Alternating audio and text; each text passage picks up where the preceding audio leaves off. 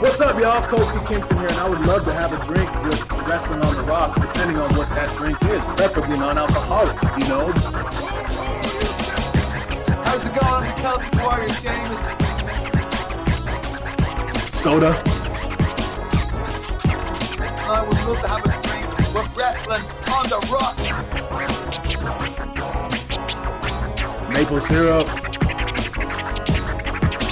Fella. I would never have a drink with Wrestling on the Rocks. Welcome to the dive bar of the IWC. Welcome to Wrestling on the Rocks, episode 1. Again, I'm at Ref Marsh, Rat WHR, the show. We do not have Kevlar on the Rocks with an X today. He's out hunting, I think. I don't know. He comes back with doves, wraps it in bacon like a big old jalapeno popper. It's pretty good, so we'll see how that goes. With me instead, rising up from the ashes, we got Bishop. What's up, Bishop? What's up, dude? Thanks for having me on at TW Takes Podcast. It'll release when it releases. Other than that, you guys know who I am. I've been here enough. Thanks for having me on. Yeah, you've been on since episode 1. Yeah, I think so. I believe, if you go back far enough. Go back far enough. There's an episode 1. There might be another episode 1 where I was there too. That's a good point. You debut on episode 1 a lot. It's habit forming. Yeah. Dude, how you been? Holding up, man. Holding up. You know, life is life. You do the thing, you get the thing done, and then all of a sudden it's over and you got to do something else. So here I am doing this thing. Yeah. It's always good to go back and revisit old friends. Look, at the end of the day, everybody could use an old turn at the dive bar sometimes in the afternoon. You know what I mean? That's a good point. It is happy hour over here right now. I've got, we'll do a little what's in your glass. I'm having right now Terramana Reposado in my morning coffee. Well, it's very ironically unplanned. I'm having a little Terramana Reposado in my afternoon coffee. Oh, yeah. I gotta have coffee a few times a day. Do you have hot or cold coffee? You're a hot coffee type? I'm a hot coffee at home, but if I go out, I'd rather have like a cold brew. Yeah. No, me too. Me too. Oh, there is a couple things. I was like, I feel like there was stuff I wanted to put over on the top. So let's do some of that. I was gonna say, I'm not Amanda. I don't do birthdays, so. I know you're not doing birthdays. It's Amanda's gig. Well, we can say real quick, congratulations to Alicia Fox. She got engaged. That's in the news. She seems very happy in the photos, which is good. You always want them to be happy about it. And she said 3 years sober. So congrats over there. That's fantastic for her. Yeah, and I'm glad I was one of her last drinking partners. She did a live show against Natty, and was at the TGI Fridays afterwards. and yeah, we had a couple drinks. I said it may have been. So when Paige was dating Alberto Del Rio, so whenever that year was, she wasn't a fan of the situation. Turns out nobody was, but anyway, cheers cheers of water to the newly engaged. Yeah, I got to meet her during the Royal Rumble weekend we were there. She was running around backstage and took some photos with us, and she was like super nice. Yeah, very welcoming. Yeah. I do want to say a couple things up top. Pro Wrestling Spotlight with John Arezzi is becoming a video podcast starting this week. So Thursday, which will be tomorrow if you're in the chat live right now. Otherwise, Thursday the 6th, it will be live noon Eastern time on the YouTube. So go to Pro Wrestling Spotlight on YouTube and subscribe to follow and watch. And it's a project I've been able to become a part of once again. So definitely pop over there. Likely to see a familiar face or two. And it's been really fun to be a part of that. So awesome. Congrats, bro. Yeah, it's been really cool. It's also why I was in at the Cauliflower Alley Club this past week. That's why we weren't doing a show. I was at Cauliflower Alley Club in Vegas. That had me driving up Sunday and driving back Thursday. It had me pretty busy Monday, Tuesday, Wednesday. Did not much time for me to stream or keep up at a reasonable time frame. So yeah, I was out there and dude, I got to turns out one of Amanda's friends from Thursdays is the guy who puts on the whole event. He's not B. Brian Blair. That's the guy who's the president of CAC, but this was like the promoter of the thing, more or less, where he like gets the venue and organizes the whole thing. His name is Roy Lucifer. He was a really cool dude, and I finally got to meet him the second day, and then right before the banquet at the end of the night, the end of the Wednesday night, where they're gonna honor Conan, he comes over to me and he's all like, or I go over to him to get a picture real quick, and he goes, "Oh, I'm glad you bumped into me. I was thinking about asking you for a favor." And I was like, "Okay." And he's all like, "I'm gonna need someone, like Conan's not here yet. He's still flying in. Someone's gonna need to go down and get him and bring him here." What? Yeah. I was like, get him from where? But he was just being dropped off in front of the thing.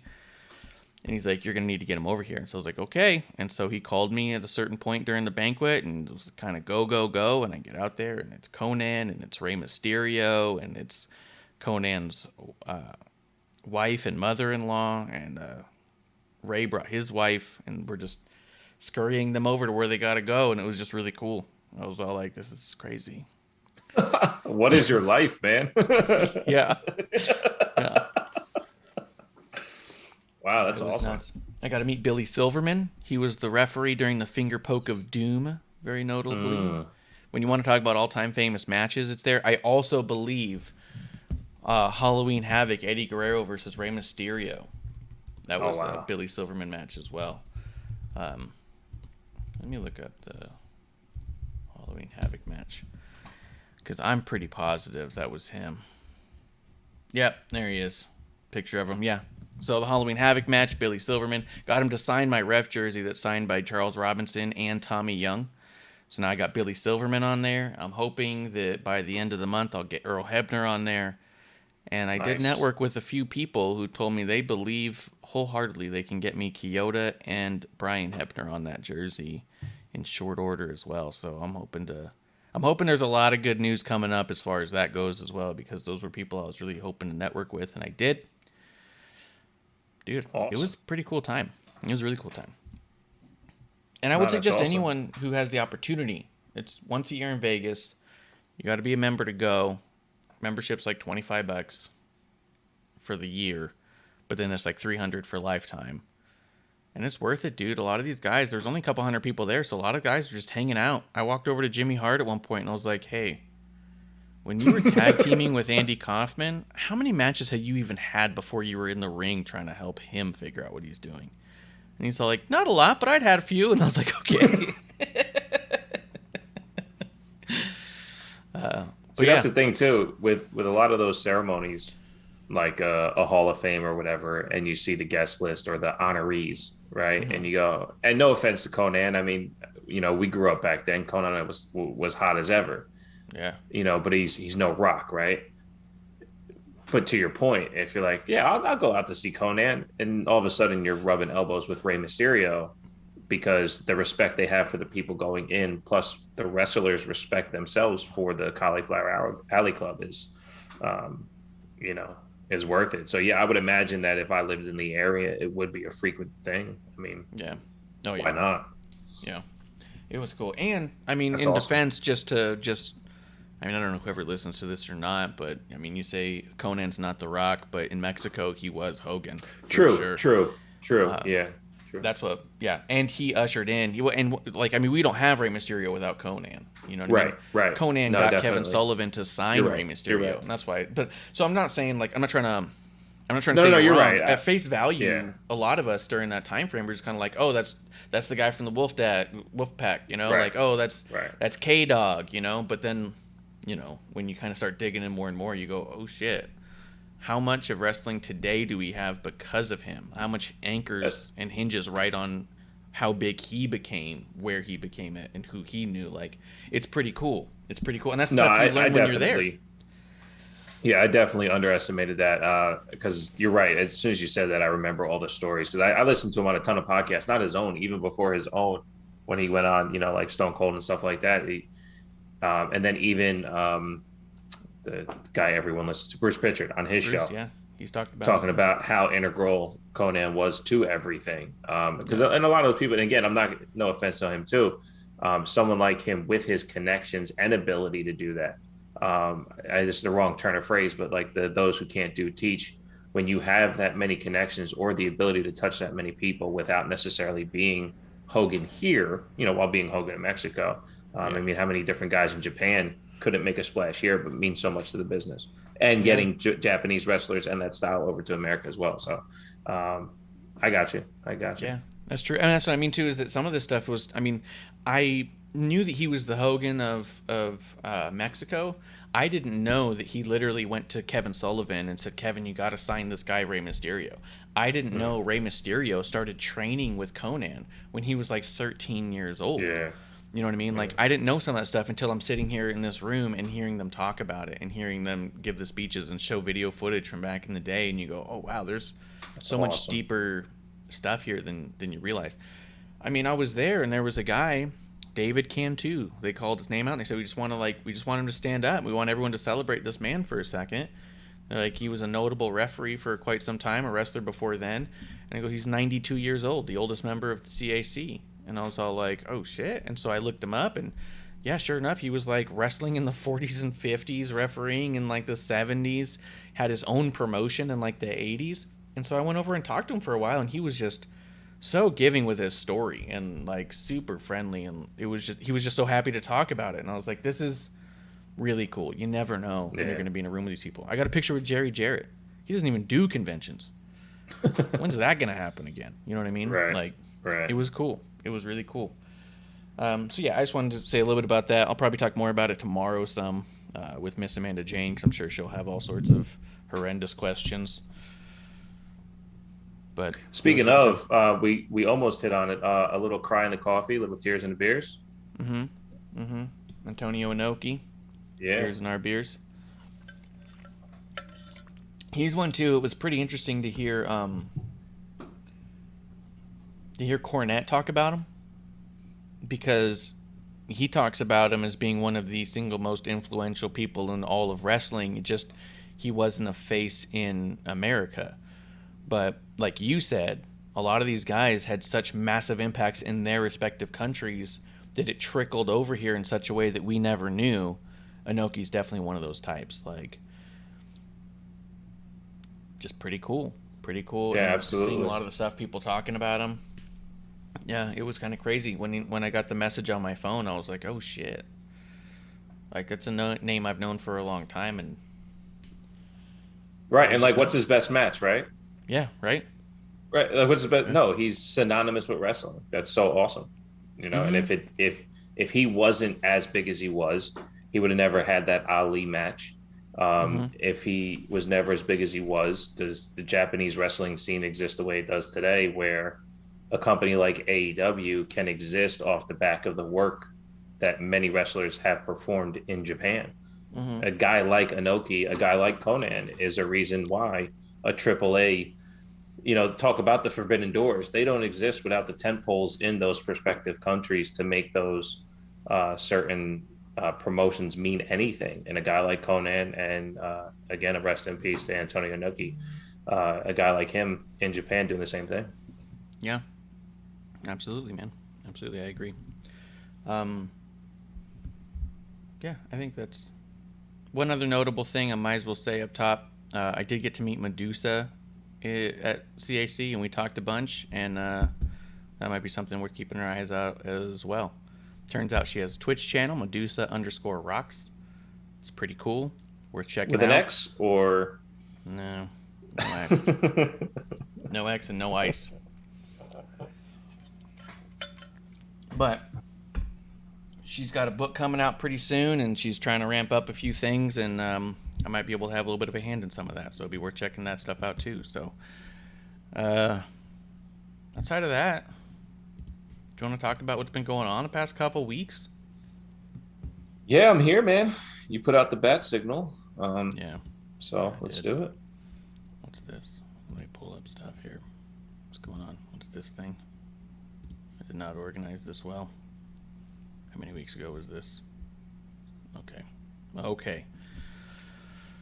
I do want to ask you what you're thinking specifically of a couple storylines. Okay. One is a slam dunk. We'll start with a slam dunk. What do you think about what's going on? Everything with Solo Sikoa, Sami Zayn, the Bloodline, Honorary Ooze T-shirt, designed by yours truly, but they'll never tell you. Yeah, They'll never so say man. Yours is so much better. Yours is so much better. Oh man, it's amazing. It's amazing, and let's dial back the storyline for a second and just look at Solo Sikoa. When we talk about everyone who's been in NXT and how they look there to where they would look on the main roster, and we all appreciated Solo's work in NXT, but to me, he never really quite fit. Something did look off, but what looked off is that he belonged on the main roster. Like he fits in like a glove on the main roster. It's fucking incredible. And he's not like over exaggerated in his character. He's not, he doesn't accentuate mannerisms like a lot of people do. He is Solo. He doesn't get overly huffy puffy with the deep, none of that shit. He's fantastic. He's fantastic. And let's jump to something real quick that I know that you won't respect. The way Dawkins sold that fucking Samoan sidekick, aka super kick, on Monday was fucking incredible. It's probably the best thing he's ever done. And if you haven't seen it, go back and rewatch it. Dawkins sold a super kick from Solo this past week. It was fucking amazing. But no, it's awesome. The storyline itself is great. I love the fact that they're basically leaving Jay in charge of the Bloodline while Roman's not around. He's like, he feels as the de facto leader, like, no, you guys need to listen to me, but he's not doing it in a way where he's panicking. He just doesn't want the threads to fall apart. It's really interesting. It's really interesting. I don't know if I see it as him like just trying to keep it all together. I see it as him trying to assert something. You know what I mean? Like Roman didn't say, hey, you're in charge, keep this together. Roman's letting the Bloodline be the Bloodline. Jimmy and Sammy are having a good old time. Solo's just hanging out with his boy Sammy. I like that you can see Solo like sort of break, but not. He's doing a really good job of subtlety as far as like being just this big enforcer type. But Jay's trying to command a certain control that the others are willing to just give him because it's not worth the fight. And what does it matter? You know what I mean? Like he wants, like if you ever worked in a restaurant where there's some dude who just suddenly wants to be shift manager for the day because the guy leaves for a second, and everyone in the kitchen just goes, whatever, man, sure. We know what we're doing. As long as you don't inhibit us from actually doing what we should be doing, then we'll let you have your ego boost. It's fine.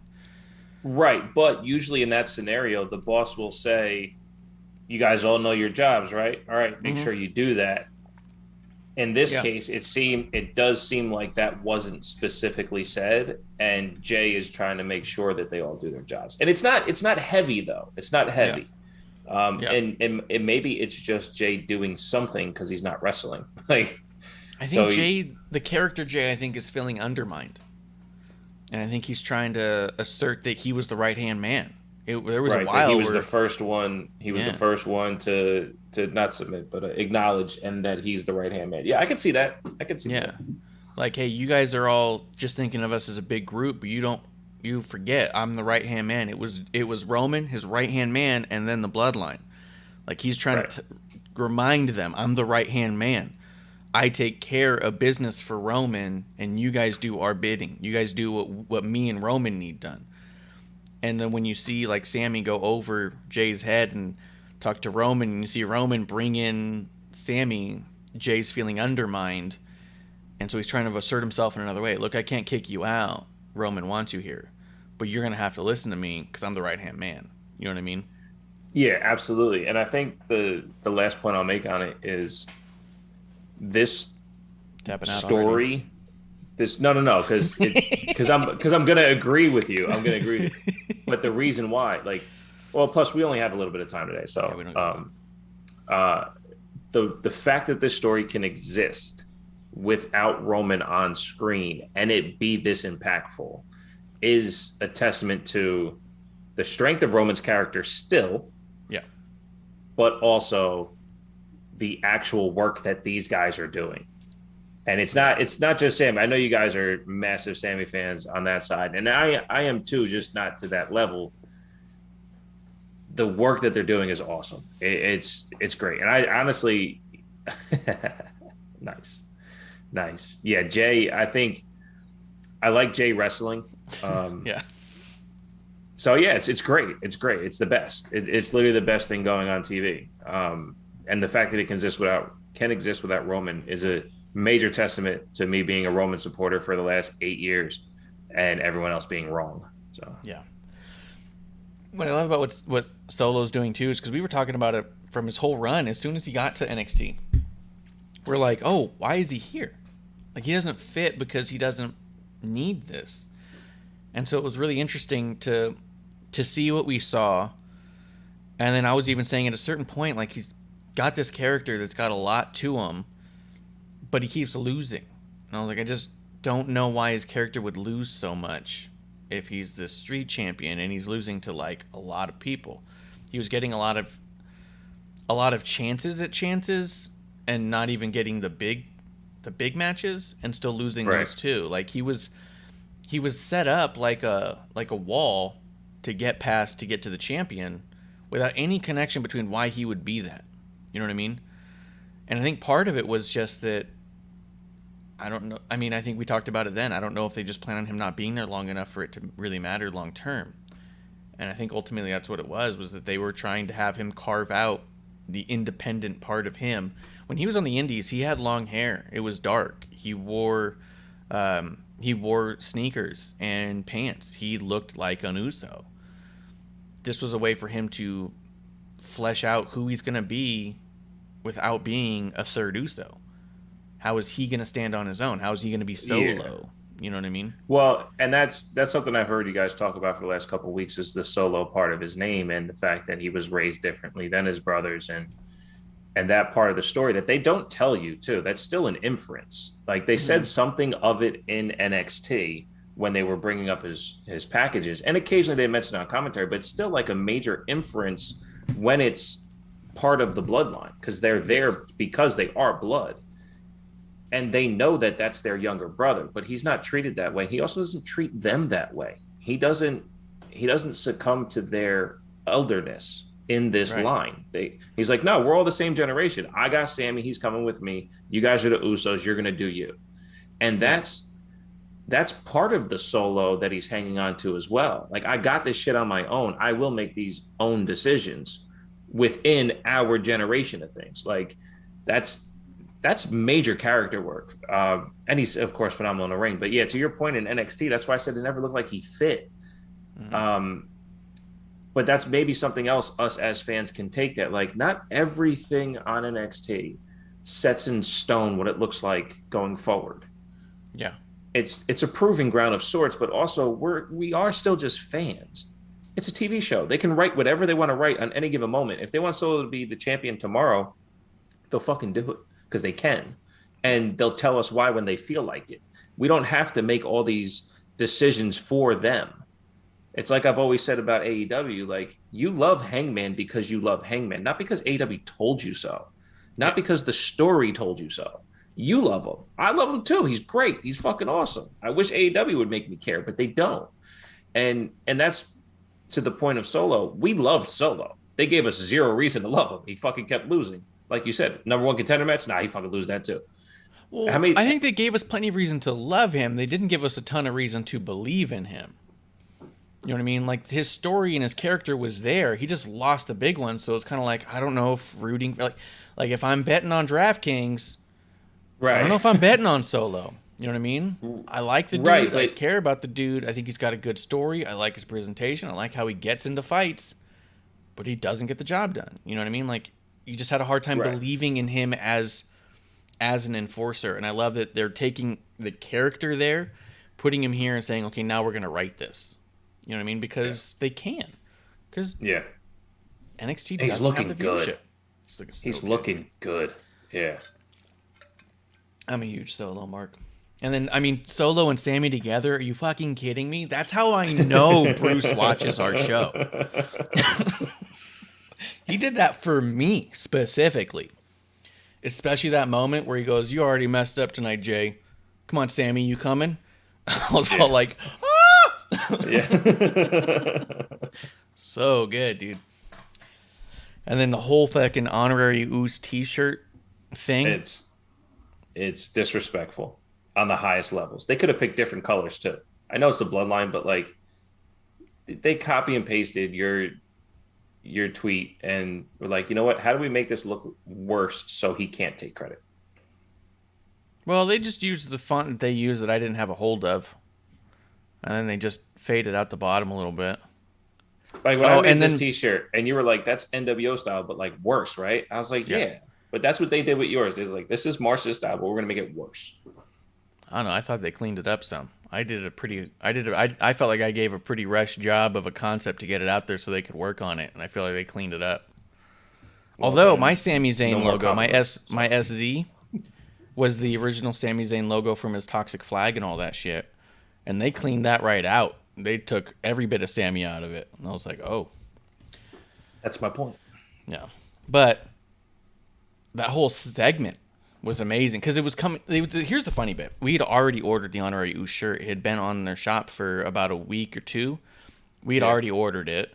We're watching the show, and I was like, what the fuck? And producer was like, what are you mad about? And I was like, he's coming out in a Bloodline shirt again. They're coming out with We the One shirts. They're brand new. We know there's an Honorary Oos shirt out there. Why isn't he like they made it for him? It was like when they made the I'm the Intercontinental Champion shirt. It's like, why isn't he wearing it? Right. Like, this makes no sense. And I was like, it makes no sense because most of the time, especially like, I was like, even the We the One shirts, they're on TV with it. That means it's on the shop now. They usually give them one now, and that's how they debut it. That's how you know to go to the shop to look for it. Like when Kevin Owens had the Panda shirt. He wore it out there. 10 minutes later, it was live. They give them one, and then it goes live. That's how it works. And I was like, so why the fuck was it live before he wore it?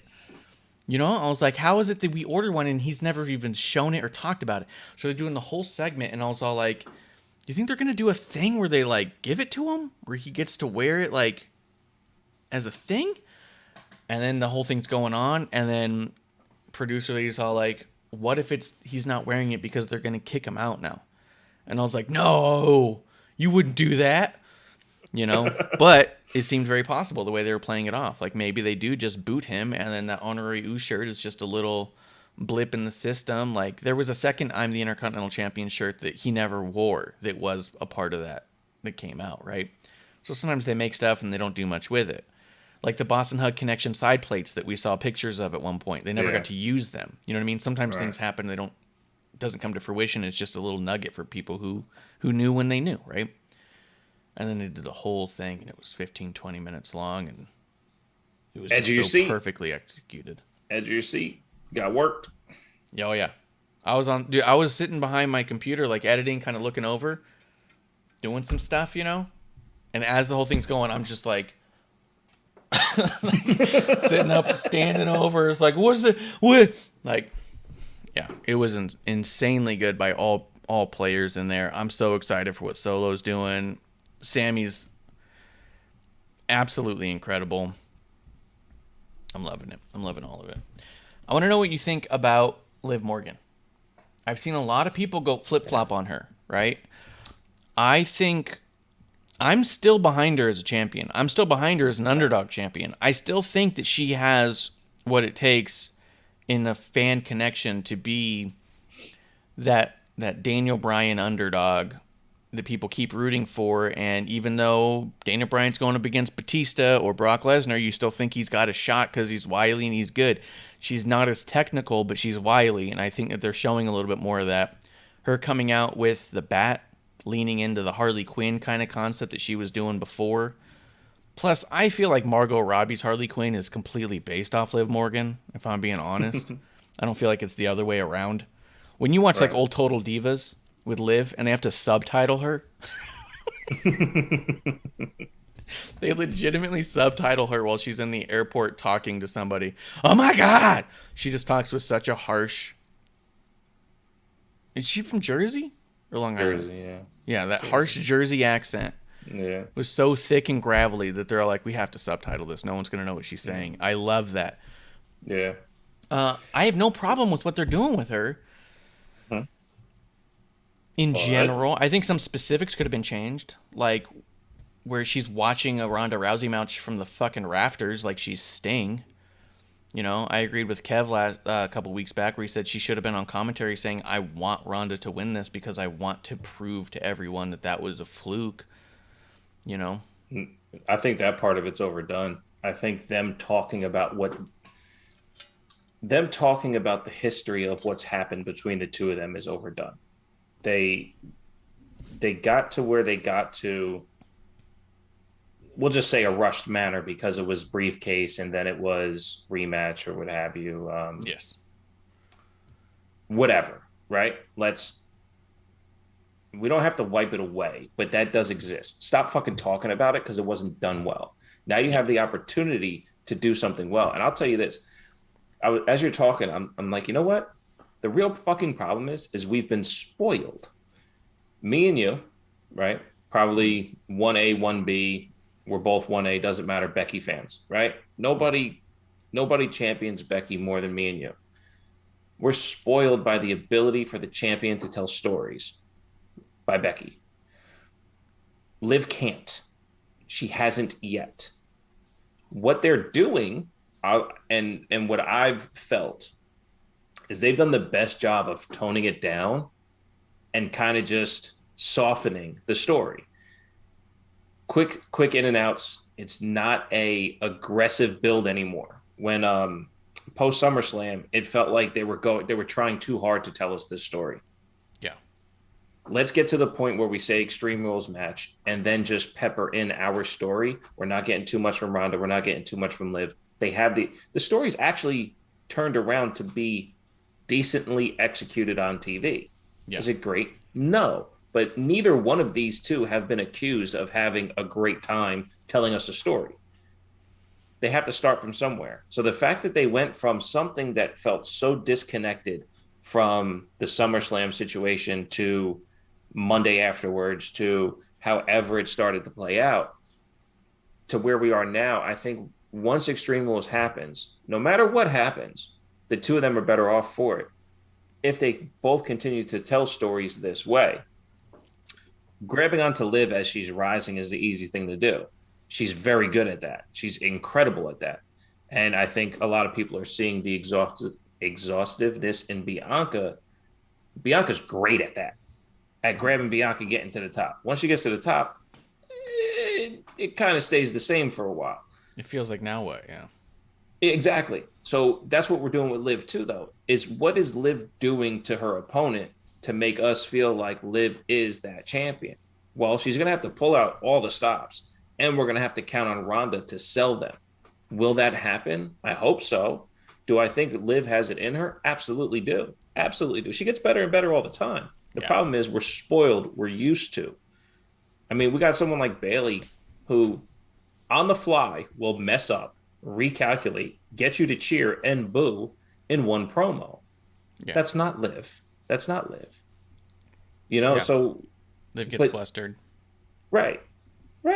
So Yeah. what do you want? Do you just want Becky's and Bailey's to be champion and no one else gets to try? Well, we're trying with Liv, and if it doesn't work, it doesn't work. I think she can get there. Yes. The problem is a lot of people have been saying over Ronda, though, like Ronda's the one that you're doing this with. That's the tough one because the reality of it. Well, I think to me the big issue with Ronda being the one is I think that it will be awesome for. I think an underdog like Liv needs a legitimacy as big as a Ronda to be able to catapult from. But I also think that Ronda was carried by Becky to the main event. Sure. Like, Ronda, like Becky went to the main event, brought Ronda with her, while Charlotte was holding onto their heels. You know what I mean? Like that's 1000%. how that happened. Ronda can't take someone else to the main event. She can't elevate that same way by story or by talking. She takes them there by the match. Like Ronda can execute in the match because she has the legitimacy that we know that she has. The problem is you have to protect the Ronda as well. So if she's going to lose, it's got to be in a clever or weird way, because it's going to be really hard for us to buy that anyone who's trained as a professional wrestler is going to beat someone trained to be a judo bronze medalist in the Olympics. You know what I mean? Which again, that's number one reason to put Ken Shamrock in the Hall of Fame. One of the best mixed martial artists of all time, an innovator of it. And every time he lost in wrestling, it was a believable loss in wrestling. Yeah. If Ronda can't execute a believable loss in wrestling because it's different rules, it's different reality, there's different athletes, there's different ways, that's a Ronda problem. And I'm a Ronda supporter. I think I think she's athlete enough to do that. Yeah. This could be a storytelling portion that doesn't get us there. And I always like those stories too, where it's all like, hey, Liv got it. This isn't amateur wrestling. You can't win the same way. You know what I mean? Like you're in over Well, I your used to head 'cause say that all the time. different. You can, in UFC, you can put someone in an armbar, and if they don't want to tap, you can break it. In wrestling, you can put someone in an armbar. If they don't want to tap, you can't break their arm. Yeah. You cannot win by breaking someone's arm. You will be disqualified. So you have to get them to the point of wanting to submit without doing permanent damage. There are different rules to this. That's why I thought, honestly, I really liked the Liv Shayna match from Clash at the Castle. I thought it was executed well. I thought they got to the finish well. Yeah. That's a way you could do the same thing with Ronda, but is Ronda that athlete? And again, I'm a Ronda supporter here. Is Ronda that athlete that can do that? Can she mentally do it? Submit to Liv that way, where in the flow of the match, she actually gets caught and loses for a legit 3 count? I don't know. Because Liv can carry her end of that. Yes. Yeah, I love Ronda Rousey. I think she's great. I think it's a lot less believable that Ronda would tap than be knocked out. And I think the Extreme Rules match is going to help. Like when Charlotte beat Ronda at the Mania match. Right? Was it Mania? Backlash, I think it was. Where they used that chair. Or was it Ronda used the chair? They used a chair and someone quit using the chair as an extra thing to make it happen. Yeah, Charlotte quit. Yeah, and Ronda used that thing. Something like that, where like if Liv's able to get a weapon involved in such a method that Ronda's kind of like, I'm not going to have this permanent damage, I'm going to have to quit. You know what I mean? Like that would make more sense than a regular match, which is why I think this is in favor of Liv in a lot of ways, because if Liv is scrappy enough, and I think that we're building that she is scrappy, that hey, yeah, maybe no rules is more fitting than trying to figure out how to outrule Ronda just because it's a different rule set. You know what I mean? Like right. Because I mean, go right over now, and above instead of trying to stay under. Yes. Go completely over and above. Yeah. Yeah. I'd grab my charger. Right now, the story is really that Liv Morgan is still champion because the rules in WWE are that the referees' final the official makes the final ruling, and whatever the referee says goes. And so even when you call it and you see it and you say, "Oh, that's a bad call," where like in football or basketball or whatever, you can do those replays and say that's a bad call, we're going to reverse it. There's no reversing the call in WWE typically, right? Well, not anymore. Not anymore. They've done it before in the past. Other referees running out, no, you can't do that, right? You missed the thing, right? But at this point, it's all like, hey, what the referee says goes. And if the referee didn't see it, then, oh, well, it's your job as the combatant to make sure the referee sees what you're doing, right? It's one of those things where, like, so that's what Liv's hanging her hat on. She beat Ronda because the rules are the ref didn't see the thing. Not that she didn't tap out. Not that she's better. Not that she survived, but that I won because the rules are such, right? And then they didn't lean into it either, but you could even make this the claim that Liv was being conniving, knowing the referee couldn't see her, tapping on Ronda's leg to get her to release the hold, to finish the 3 count. I knew the ref didn't see me, but she's also a good guy. She can't say she's being conniving, right? But you could theoretically kayfabe that the ref didn't see me. I tapped the back of your leg. Like if she did a tap back here or something, that'd have been great. Because then it's all like, hey, look I'm tapping. I know Ronda can't see that the ref's not seeing me. I know the ref's looking straight down at her. And I know that she's going to let go if she feels me tapping because them's the rules. You let go when someone taps, right? They didn't lean into that. But I do think that Liv's promos, her talking bits, her backstage interviews, I think have gotten a lot better this year than in the past. And I know that, yes, she's never been touted as somebody who can tell one of those amazing stories, and you kind of circle back to when she was first getting her new character together and they interviewed her in the ring and said, so you've been gone for a while. What's your thing? Who are you? What's going on? And she's like, I don't know. We'll see. Don't know. And well, I think that's the thing with Liv. The thing with Liv is content. I think she has to believe in the words that are being spoke. Mm-hmm. When she has to make up that story, like again, you give Becky like 5 words. Hey, come up with something here. You know, like when she was it after Liv that she wrestled? No, it was Charlotte. She wrestled Charlotte at Survivor Series, and then Monday on Raw, she's getting cheered, and then by the end of the promo, she turns herself back into a heel. Yeah, like Liv's not doing that. No. So if you give Liv the content, she can start believing in her words to where she knows her own flow. And I do think that Liv's got a fire under her ass right now where she feels like she couldn't be happier to be this champion right now. She wants this. She's wanted it for so long. She keeps talking about that. I need this. I want this more than you. And there's a very reality-based feeling there. And I do think that fire is what's driving her to come up with some more believable deliveries in this story. I'm going to do this, that, and the other thing because if I think she's starting to fall into the kayfabe a little bit. If I know I want this from a performer standpoint, but if I wanted this from a fighter standpoint, how far am I willing to go? What's my background? Who am I? I'm a trailer park kid from Jersey who shouldn't be here. And who's Ronda? You know, silver spoon trained medalist has every reason to take everything away from me. How far am I willing to go to keep my plate? You know what I mean? Like, and I think she's starting to buy into it, and I think you're starting to see it in her promos, if I'm being honest. I love it. Taekwon in the chat does say Becky called Ronda an Uber to the main event. Yep, 100%. Yeah. She didn't call one for Charlotte, but Charlotte got in a taxi and said, follow that ride. Mm-hmm. Yeah. Yeah. Yeah. But I'm loving what is happening with Liv right now. I really am. And they're doing a lot of digital exclusive with her, giving her a little bit more mic time on the digital side. It's not TV time, and each one of those is getting better and better, too. That's good. I want to ask you a little bit, because we're going to kind of run through some SmackDown stuff and then Raw stuff. The Max Dupree stuff, where he's getting more and more mad at the models. He's been hinting here and here, L.A., and then every now and again, yeah. This last week, he throws the M belt buckle right at them and says, this isn't for me, and storms off.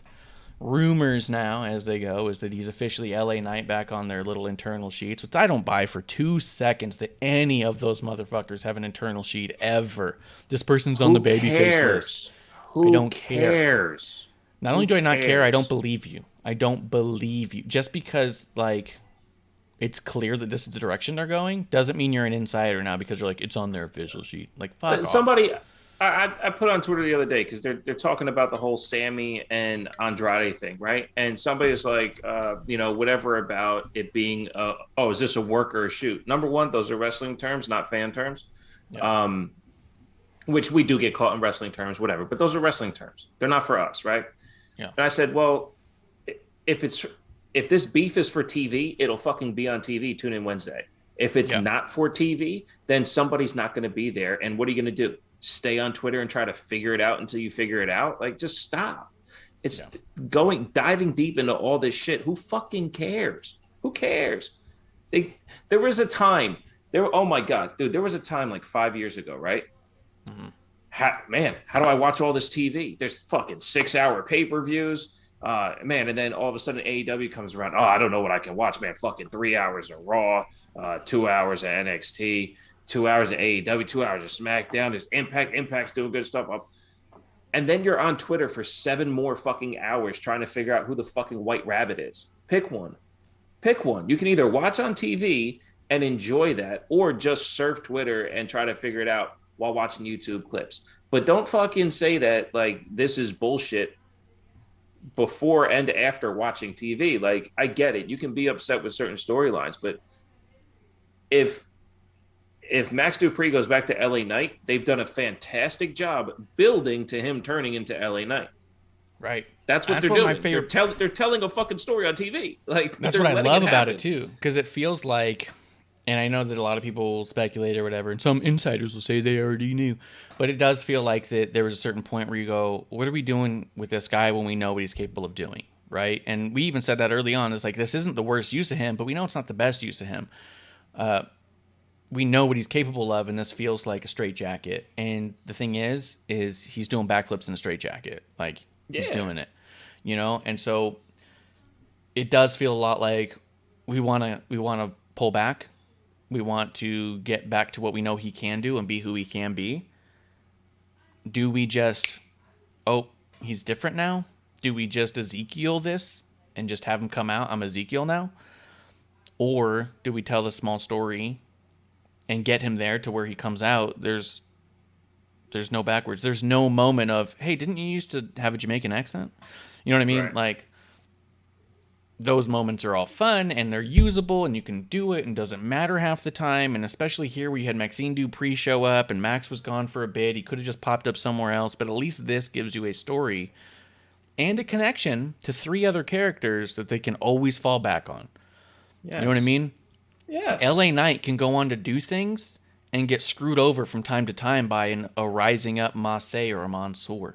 Or let's say the male modeling agency collapses and now it's actually Mace. And you know what? He's pissed that LA Knight went on without him. Now you can help that guy elevate. You know what I mean? Like, you have story now that you can always fall back on, but you don't have to. And you have a reason for this character to be different. But you can take that same thing and then flip the relationship, and Mace can go, you know what? You were right. Wherever that male models thing went, I'm riding with you now. You need help? I got you. The connections are there. It doesn't just have to be in adversity. It could be in support too. So that the fact that all that's coming about, you're connecting characters. You're going to the next step. And even if they don't touch going forward, they changed him to get away from it. That's okay too. But who cares? They're going to tell us, because what they've been doing, just like that White Rabbit shit, is they give you a nugget and then you go, this is fucking dope. I'm going to watch next time. This is dope. I'm going to watch next time. But all that shit intertwined so you can be the first one to know what happened. It's just so stupid. Yes, if he shows up at LA Knight, somebody's going to go, oh, I fucking told you. Well, yeah, but it's also fucking right there that it looks like it's about to happen. So wait for it to happen. Dude, that was one of the reasons why we even started the show. The amount of times that me and Kev would be on the phone, because we would call each other on the way to work every day. Did you watch Raw last night? Yeah. You know what I mean? Or I saw this segment or that segment. What do you think about this? And then we would always say things like, oh, it looks like they're going this direction with this or that. And then all of a sudden, like a day or two later, we'd see on fucking some stupid newsletters like, we're reporting this is what's going to be happening. I was like, yeah, you got that from watching the show. That wasn't inside knowledge. Like, you just watched it. You know what I mean? And and the amount of times they were wrong. They're going this direction. And we're like, no, if you watch the show, they're clearly going the other direction. And they would be like, nope, insider's saying it's going to be this. Like with Cody. Remember there was a bunch of reports saying that Shane McMahon was going to be the Swerve. They didn't even bother Swerve. Yeah. You know what I mean? Yeah. But they're not going to go back and say, oh, we were wrong about that. They're going to say, see, we were right about the Cody. Like, yeah, that's why we end up doing the show. We're like, if we're going to be right most of the time anyways, because all we're doing is watching the show and breaking it down a little bit, let's have fun with it. Let's drink and go on the YouTubes. Why not? Yeah. No, that's pretty much why I started my show that I haven't done in forever, but will do again at some point again on a consistent basis. But it is that thing. Like, everyone has these fucking opinions, and it's all guesses because we don't work there. Yeah. If there was I heard some former writers talk about it, like, yeah, a writer room podcast would be dope because you get to hear these intricacies of how certain storylines were built. But a lot of them back in the Vince era, they're like, we didn't know what was going on. Like, there is an over exaggeration of Vince tearing up scripts, but there also is a way stories want to be told because they're trying, they are attempting, they're formulating a TV show to tell us fucking stories, and everybody wants to guess and guess and guess. And I'm like, oh, you're fucking wrong. I was on wrestling Twitter for 3 months before I decided to unfollow every single journalist because they're wrong way more than they're right. Yes. And who cares if you're right? If you're right, you just spoiled fucking 2 months of me watching something. Yeah. And that's the other thing, too, is I've given no kudos to anyone being right, but I definitely give kudos to people who are having fun watching with me. Right. You know what I mean? Right. But I am excited for the potential return of LA Knight. Anything with him, dude. I mean, I've been liking what he did with the models. I did say early on this might go down as a Spirit Squad style gimmick where everyone says, can you believe that Hiya talent was used in that way for that time frame? I've never thought the gimmick itself Devil's was amazing. Advocate real quick. But what else were you going to do? It's been good. Exactly. What else were you going to do, and was it good? And during the time that they do a fashion show that's completely absurd, was there a story to be able to tell as a tag team or singles to get these guys on TV more and more important? Absolutely. You could have easily used a Mace that's not a Masse in something like the Judgment Day. He'd have been perfect for a gimmick like that. You could have easily done something with Mansoor where he's tagging up with... I mean, you could have had him tag up with an LA Knight as someone he's bringing along the way. Sort of like how he was doing with Mustafa Ali, except this time you can do it a little bit different. But would it have been as good as the tennis fashion show? I think those guys being as good as they are, absolutely. No matter, I don't think it mattered where you put them; they were going to execute very well. I think that they're all underappreciated and underrated. I think a lot of people write off Mace and Mansoor as lesser than performers, and I think that they're absolutely fantastic. I loved one of my big takeaways from the male models was watching the change of how Mace and Mansoor wrestled as Massey and Mansoor. They were trying to figure out how would a model wrestle, right? Not how would I wrestle if I were how would Mace wrestle as a model? It's how would a model wrestle as Massey? Right. It was amazing. Which is my biggest issue of like when AJ Styles first showed up, and by the way, he's still the greatest anyway. I went back and watched matches. Kevin Steen and Tyler Black and all that stuff that he had back in the day. And then he wrestles in WWE and it's all the same shit. Mm-hmm. But like when you have a new environment, wrestle differently. When you have a new character, wrestle differently. It's the nuance in Kevin Owens now that he's back to the prize fighter using the pop-up powerbomb instead of the stunner. You should wrestle differently. And doing that, I think to your major point there is them as a talent being able to do that. Should definitely give them credit. Yeah, absolutely. Let's see. What do you think about all the stuff they're doing with Karrion Kross and Drew McIntyre? Whatever. Kross, he does nothing for me. He does nothing for me. And Drew McIntyre is, again, someone like we just talked about, whether he's the Terminator, whether he's the psychopath, whether he's the warrior, whether he's the champion, everything looks and sounds the same. There's no difference. It's all the same shit. He garners no sympathy when he's losing. He overcomes faster than Brock Lesnar when there's a 2 count. Like, it just, He does nothing for me. And even Cross's character work now, it's the same shit he was doing before. He gets overly pissed off. He sticks his bottom teeth out. He starts huffing and puffing. The forearm to the back of the head looks fucking stupid. And he has one of the worst sleeper holds of all time. I don't like any part of it. I'm not invested in any character whatsoever. I feel like Cross's biggest issue is that he's in there with Drew. I feel like Drew doesn't give anybody anything. Plus, Drew was a total asshole this last week. What was it? Who did he fucking start hitting with the strap for no reason? Who's not even associated with Kross? Theory. I don't know, but, yeah. He just started beating the shit out of Theory with a strap. And then he's all like, that's because I'm coming for you, Kross. And you're like, what the fuck was that? You're a good guy and Theory's out there. Yeah, Theory's a bad guy, right? That's why you're in a match. But like, now after the match, you're going to start hitting him with the weapon, screaming at somebody else who he's not associated with. He just comes off like a total asshole. And I'm supposed to cheer for him. I just don't think that, kind of like you said, I don't think Drew stories are all that interesting to begin with because they're pretty cut and paste. And so by putting Kross in there, all I can think about is I just want Kross to win at the end and move on.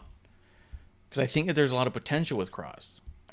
I like the character in general, and I like his promos, and I like the concept of you can tell he's thinking about things 3 steps out, where most of the guys, it looks like they're thinking about their one segment today, and that's it. You know? Okay. And so I think that Kross, I mean, he might have enough rope to hang himself with, but he also might have a vision that comes to fruition pretty cool. And I think that potential is there, and I think that's what I'm excited about. Where with Drew, it's all like, I've been seeing the same thing for years. I kind of think that he should go away for a little bit. Not in a bad way, not in a like, hey, release him or anything, but like, and not that I want him injured, but I think that it's going to take a 3 to 6 month break from him to be excited for him to come back. You know what I mean? Like, maybe let him sit out now and have him come back for the Rumble, and then when he comes out the Rumble, we'll be like, oh shit, what's he going to do? Like, no, he's going to do the same shit. That's what he's going to do because it's what he does is the same shit. I think he needs a bigger overhaul. Like, I've been saying it for 2 years, and I know a lot of people jumped on the bandwagon afterwards, but him and Sheamus as a tag team would benefit everyone, including Drew. But again, as we're talking, Sheamus is doing great work with the Brawling Brutes. His sympathy level is at an all-time high. Yeah. Someone like Sheamus, people like are like baby facing now because they like just want so much for him. It's amazing. Yes, I think it actually would hurt Sheamus at this point if he teamed with Drew. I do too. So what if you allow for the connection of Jinder and Drew to get back together, and then the two of them tell their own story? Because my problem with both of them is when they're both on screen by themselves, it's too much of both of them as individuals. Is there a chance they can play off their history and tell us a different story? But I can't take Drew on any type of solo storytelling. It just doesn't work. It doesn't work. There was nothing about the Clash at the Castle match where people are saying they should have gave Drew the moment. What about the story actually felt like it? Just because it was at Clash of the Castle? No. They did a video package that looked like an awesome commercial for Scotland. Like, it's just not there. He doesn't do that. He doesn't, not for me. Yeah. That's just it too, is that he even said in the thing that he thought there was going to be a legitimate riot, but like, I don't think that was true at all. And I think also, like, realistically, yeah, the only reason people said he should win here is because it was in Wales. The location. Yeah. Just location, and that wasn't enough for me by any means. You know? Like, and I'll tell you this, it should have opened the show and let Walter and Sheamus close. Yeah. Because even after that match, which honestly the crowd was hot the whole time, but even after that match, it just wasn't the same vibe. The place would they have erupted? Sure, but they wouldn't have erupted. Especially, honestly, if Sheamus had won at the end of the night, the way they were loving that fucking match. Oh my God, that would have set the place on fire. But yeah, it would. That was a while ago. It was so good. And I love that Sheamus is still getting his flowers from it. It was that fucking good. Let's see. Ronda Natty. Liv in a bat. When Liv threw the bat, or it fell, and it hit on the top, and the mat is rubbery, so it popped up and went inside the ring. I watched that clip probably 1,000 times, dude. It's so fucking cool. I am liking, as you mentioned it, though, everything with Sheamus and Gunther. I'm liking Sheamus getting his ass kicked. Is that all you got? So He's good. a gamer, man. He's there. He's there to play ball. He always has been. What do you think about all the damage control stuff that's happening? Bailey, EO. We've seen already. We've gotten Bianca and EO. We got Alexa EO. We got Dakota and a few good ones. Like me personally, I'm loving what we're doing. I'm seeing a lot of criticism online for it, and I don't understand. You know, something we talked about when the last time I was on, I believe it was episode 1, was the whole change of coach. You know, are the players playing for the coach? And then you just summed it up earlier too. Enough rope to hang yourself with. I think that's what's happening. I think that's what we're watching. Damage control in the beginning was very hit or miss. Very hit or miss. They were. I was excited to see them, but not everything was landing. But they were given time to improve how they speak, to improve how they interact. What direction are they taking this actual faction? Hey, let's give them a fucking name and a graphic, right? Mm-hmm. Since the graphic, since the name, now with direction, it's great. It's great. Honestly, on Raw, I thought Alexa was going to turn on Asuka and Bianca. The way the whole setup with Asuka's knee, I was like, man, wait, was it Alexa that actually smashed the knee? You know, because I tuned out and tuned back in, so I don't know if they showed the knee getting smashed. Mm-mm. Right, so because Alexa was like, it was EO. EO did it. EO, I'll see you later. I'm like, oh, shit, this is like... And that shit would have been crazy. Imagine Alexa flipping, joining damage control. But that's why I don't fantasy book, because I come up with ideas like that. I love it. I love it. Anytime you get more women on TV, what I do, I heard concerns with is that the women seem like they're closing the show gratuitously. And I'll say this. The build to Extreme Rules isn't overarching crazy. There's no real, like, even one of the best stories, Matt Riddle and Seth Rollins, they're still adding in Bobby Lashley to what Seth is doing. So there is no real blood feud, because that's the bloodiest of the feuds, and they're still adding Lashley to what Seth is doing. So let's get through Extreme Rules, and then you guys can start complaining about how shows are structured and what additional stories are being told. And just let the shit happen. It's a 3-hour show. The matches will be where they are. But no, I love Damage Control. I think it's awesome. Yeah, I've been thinking everything they've been doing has been awesome. I do think with Bailey standing tall on top of the ladder with the title, there's a good chance she's not going to win, because you know how they like to book it, make them strong on the way in, so when they lose it. Well, this is a different day. This is a different day. You got to remember that. Yeah, but It's this been a different is the day day since who learned SummerSlam. from them. That's also true, which I love. It's my favorite tweets to put out there is, but I thought when Triple H took over that the Vince McMahon stuff wasn't going to happen. And it's all the same shit. I mean, yes, Triple H is structuring things differently, but the perfect example is Roman Reigns versus Logan Paul. That's a Vince fucking match for sure. For sure. Triple H, no, he's a wrestling purist and all this shit. Okay. What's the biggest attraction we can have in Saudi Arabia right now? Roman Reigns versus Logan Paul? That's a Triple H idea, right? Or is that Vince McMahon? Right. The fuck out of here. We know everything. We're the fans. We know everything. Are you mad about Logan Paul getting this match? Fuck no. Yeah, I'm not mad at Fuck all no. about it. I love watching people being like, this is what's wrong. I saw one dude actually tweet out, goes, celebrities are ruining wrestling. And I go, is that like your way of saying you have no idea how wrestling ever even, like, you know nothing about wrestling? Is that your way of saying it? Like, Muhammad Ali Here's the boxing thing. and Tony Inoki ruined wrestling. You know what I mean? Like, it's been happening forever. Watch the first, 4 WrestleManias Mm-hmm. and see if there's more celebrities than wrestlers. Right? Yes. Like, it's like a 50-50 thing. Andy Kaufman Yes. and Lawler is still touted as one of the greatest wrestling storylines of all time because the guy was on a sitcom. You know what I mean? Like, fuck. this is the thing that everyone gets lost with. It's a TV show. And us as fans, we tend, and a broad stroke, because I know you don't do this because you don't watch sports, but we tend to root for this shit like it's actual sports. Like it's an actual sports team. That's my guy. That's my team. He needs to win. Win what? Win what? The result of the TV show? Is Logan Paul going to beat Roman Reigns? No, he is not. Is the match going to entertain you? Most likely, because Logan Paul's a fucking exceptional athlete in a wrestling ring.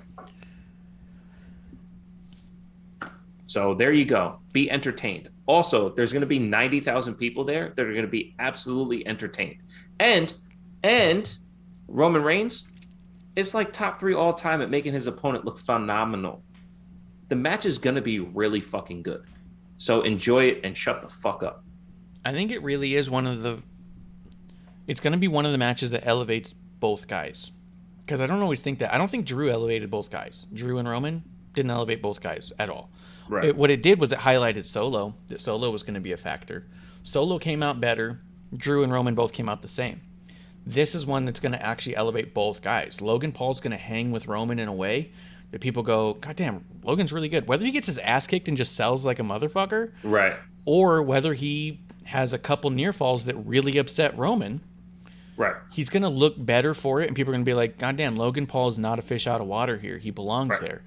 It's also going to elevate Roman because now Roman's in the same conversation as the Mayweathers and the other guys that Logan challenges when he's not in WWE. He challenges legends. Right. And now he went and did a press conference to challenge a current champion. Like, it's going to elevate Roman. They both get up better.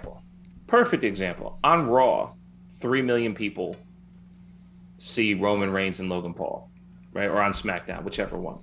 Mm-hmm. And Logan Paul do 10 million pay-per-view buys. So there's 7 million more people watching the pay-per-view. Yeah.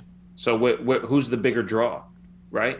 In our wrestling bubble, how can Logan Paul be there? But to your point, outside that bubble, it's like being in the movie with The Rock. Like it did just as much. And I was thinking actually a little bit more nuanced within the wrestling bubble.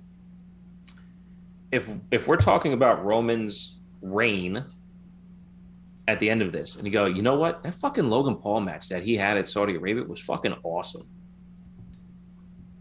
Whose fault is that? Who carries who? Who allows that match to look fucking awesome? I tell you what match would be fucking amazing? AJ versus Logan Paul.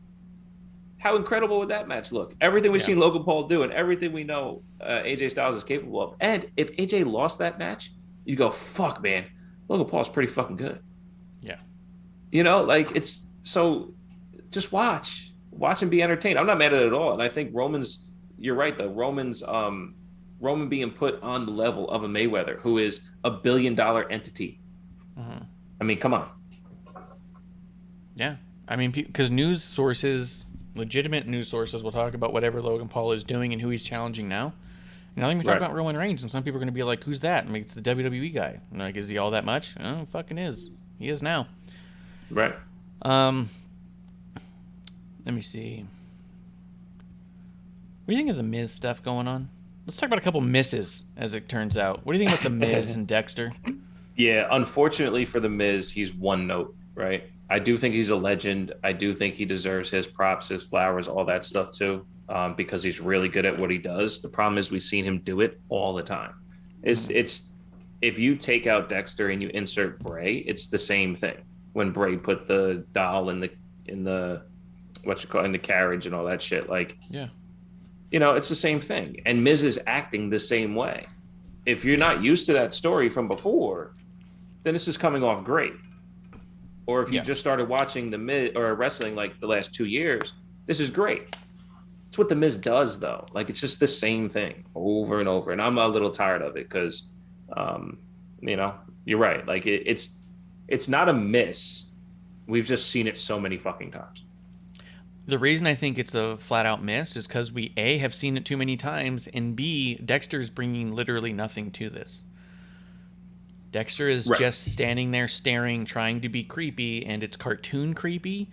It's Disney villain creepy. It's Saturday morning cartoon creepy. It's not actual creepy, and there's no reason. He's a mute, so there's no explanation. All of a sudden, this dude shows up. They keep insinuating about some sort of horrible physical abuses that Miz is getting, and I think that's not in best taste, the way that they're doing it. And to me, it's like, I was excited for Dexter in NXT until he had a strap match with Grimes, and it was amazing. And then everything after that, when he joined The Way, became a goddamn cartoon. And this is all the worst parts of Dexter combined with all the flat parts of Miz. And here's two exceptional performers pigeonholed by these two stupid concepts. Okay. No, that's correct. Because I was actually going to ask you, do you think this is a proper introduction to Dexter Lumis? And I think when you put it that way, it makes a lot of sense. What I would like to see, hey Miz, hey Dexter, the story isn't working. You guys got 12 minutes. Go ahead. Yeah. Because I think they could pull that off. Yeah, they could definitely pull that off. But if they have to wrestle within the context of this story, it's gonna look not what they're capable of. So I'll give you that for sure. Sometimes I wonder, because they did so much in the empty warehouse and the small Florida CWC. The CWC, the local crowd that loves everything NXT does. Sometimes I wonder if Triple H and HBK both have been tainted by those fans and don't know what's actually working or not. And they say, oh, it worked in NXT, it'll work here. You had 50 people in the building who will love everything you ever give them by definition because it's not the other thing. I don't feel like this did work. I feel like it was an empty warehouse. I feel like you had hired fans to cheer and tweet, and seeing 1,000 positive tweets about a wedding that was trash does not equate to 2.5 million people watching and loving a thing. Right. You know what I mean? Well, and also look at the invested party too. Grimes is different than Miz. Yes. And maybe if this wasn't happening to the Miz, then okay. But again, to the roster sheet that we're not privy to, when it goes who can handle a storyline by themselves on the microphone, I mean, the Miz is going to be up there. So it's like, okay, we'll put Dexter with him, right? Like, yeah. But it's the same Miz with the same story. So and he's overacting again. They're both a little overacting. too much, yeah. They're both overacting, and I don't like that. Blue Boyd's in the chat talking about intrigued by Kross, saying that wish they cared about Lumis. They find this thing boring. I want to know also about the second blind spot I feel like Triple H has, because I feel like it's a massive blind spot by HBK, and I feel like HBK is Triple H's blind spot.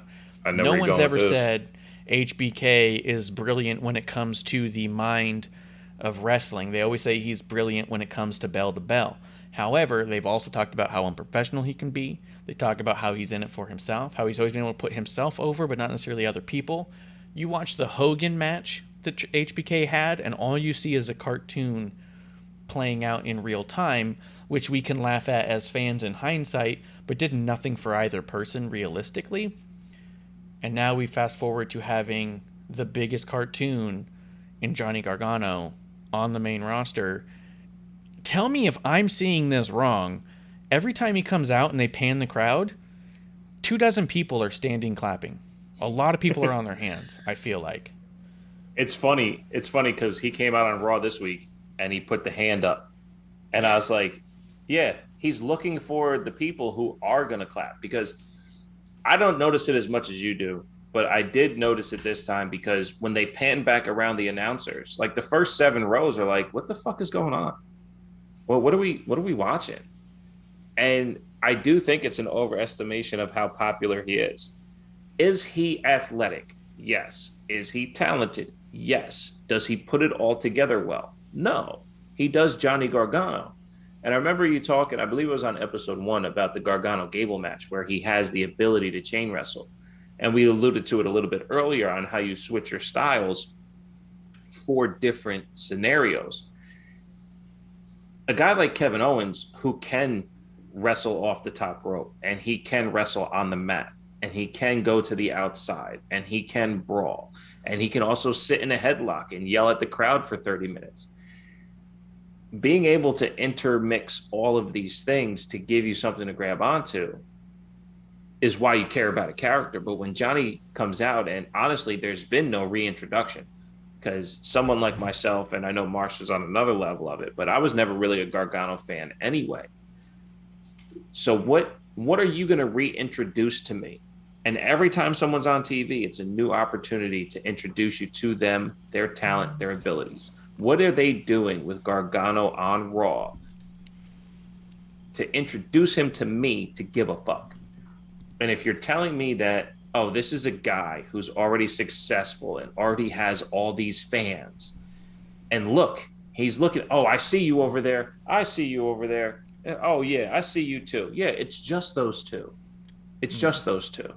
But who's Johnny Gargano? Oh, Johnny Gargano's the guy. Yeah, Kev, you're right. Yeah, that's right. I'm sorry, man. He is nothing more than a hype man at this point. And what he does in the ring. And I'm fucking, you guys might hear this as a compliment.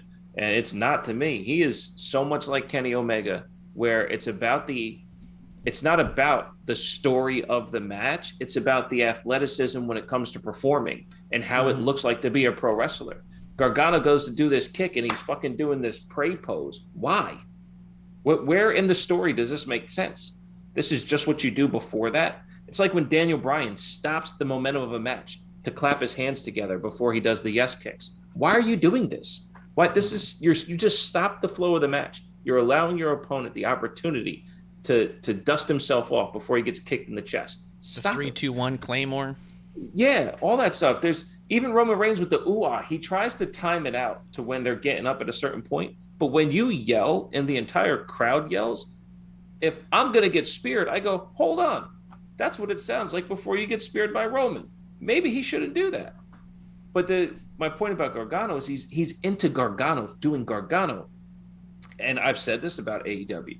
If Kenny Omega wasn't a star beforehand, I wouldn't know he's a star because they're not telling me he is. They're not delivering the information. They're presenting him.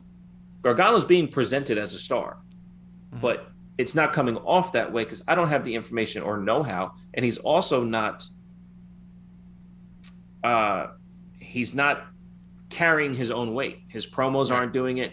Everything that Kevin, and it's funny because Kevin Owens seems to be his biggest fan on TV, but he's also outshining him like a fucking solar eclipse. Like he's right over top of the moon and we're seeing nothing but sun. Like it's in every aspect. He's doing a character change in the middle of the introduction of a character of someone else, and he's completely outperforming. Yeah. And he's trying so hard. Like, it's insane to me to watch them try so hard to convince the fans that Gargano's a big deal. And Gargano's, like you said, holding up none of that because he comes out and he's goofy and silly. He is easily throwaway. And then, like, when they had the whole backstage thing with Gargano and Kevin and the Alpha Academy, do they still call it the Alpha Academy? Not really. Not really. It's a lot of Chad Gable and his pupil Otis. Yeah. Well, the Academy. Gargano came off where everyone was delivering their lines and understands the importance of silence even in humor. Gargano came off as silence is my opportunity to get more of my voice on TV. Right. He couldn't just shut the fuck up for a couple of seconds to let things sink in. He had to be a cartoon. What? Yeah. No matter what someone's saying. Oh, really? Oh, okay. Oh, really? Oh, really? Was that really helpful? Because now you're coming off like a smarmy piece of shit when you're supposed to be making the other guy look like a smarmy piece of shit. Now you're coming off as someone not listening to somebody who's talking some shit that you should take seriously and then want to fight him over, right? We're selling combat, right? Like, isn't that Becky said that in one of the things? I'm in the business of combat, like of selling conflict. When we first got on, the first story we talked about was the introduction of someone like Solo Sikoa, who's had roughly the same amount of TV time as Gargano. And what character do you understand more? And it's not just because Solo is associated with the Bloodline. And maybe it is. Maybe it's how he fits into the Bloodline is why you can understand who he is as a character and honestly root for his success because you see where his accomplishments can lie. But you have someone standing next to Kevin Owens who is widely beloved, and shouts to Sammy and KO for, helping build both these characters. Yeah. When you're introducing someone like Johnny who has a complete history of what's going on, a complete history in his wrestling repertoire. And again, same thing's happening with Candice too. Who the fuck is Candice LeRae? Poison Pixie? Okay. You know what she is though? She's a pretty fucking good wrestler in the ring and doesn't look like she doesn't belong in the ring. She doesn't actually undermine her opponent in the ring. But who is she as a character? How does she fit in against, the rest of Damage Control? God damn it! I almost called them Control Delete. I almost called them fucking Toxic Attraction. But no, like how does she fit in on this roster? But you know what we're getting with Candice LeRae? Small introductions in wrestling matches, not too much when it comes to facial expressions and microphone time. Yeah. And maybe her husband can learn from that, because whatever they're doing with Johnny, it's too much Johnny, which was your point in NXT.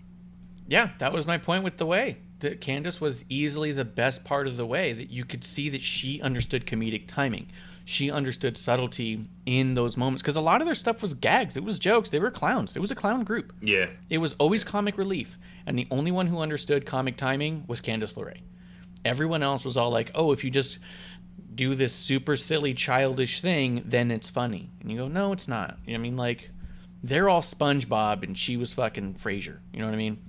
Or Seinfeld. Right. Like, she understood what comedy is. And they just understand what weird is. And you go, okay, well, weird by definition isn't funny or comedy. Blue Boyd's in the chat says, as someone who wasn't watching when he was popular, I still don't know what makes him great, but he did have a great match with an Olympian. Yeah, I think Gable should be getting a lot more props than he's getting right now. His match with Braun was great. His match with Gargano was great. How good was that? That match with Braun was awesome. And I've grown so sour on Braun. I don't get it. Weird, right? Yeah. Well, I made this comment, I think it was on episode 1. Is when Braun was getting his build against Roman when he first debuted and all that stuff, and he never got over the hump, and he was saddled with Nicholas at WrestleMania. I felt like he was our champion. Like, as the fans, they actually built a monster that we believed in. But why didn't he get the title? Why isn't he getting the title? And as soon as he got there, they just changed everything about his presentation, his character, all this shit, and everything was falling flat. And even now, what are we grabbing onto? There's nothing to grab onto. I think that, and it's also weird because you even hear on commentating, I believe Corey had said that he had Braun on the show and said that Braun is saying that now's the time to start doing something different, be a little new, freshen up who he is.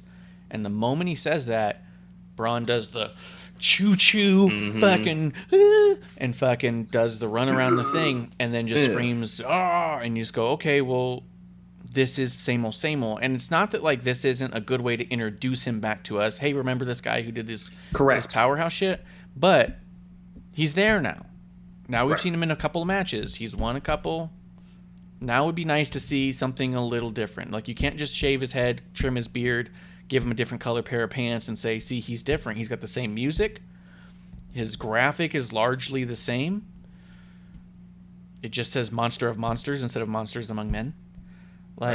It's so much the same that I feel like it became immediately stale, and I feel like he is in the best shape of his life. He looks incredible. He's actually wrestling better than he used to. His match with Otis was fantastic. It was, yes. But he still has a hard time selling long term, and I say that in that he'll sell the move, but he won't sell the after effects of a move. Right. He'll lay down for a minute. The low back, the knee, stuff like that. Yeah.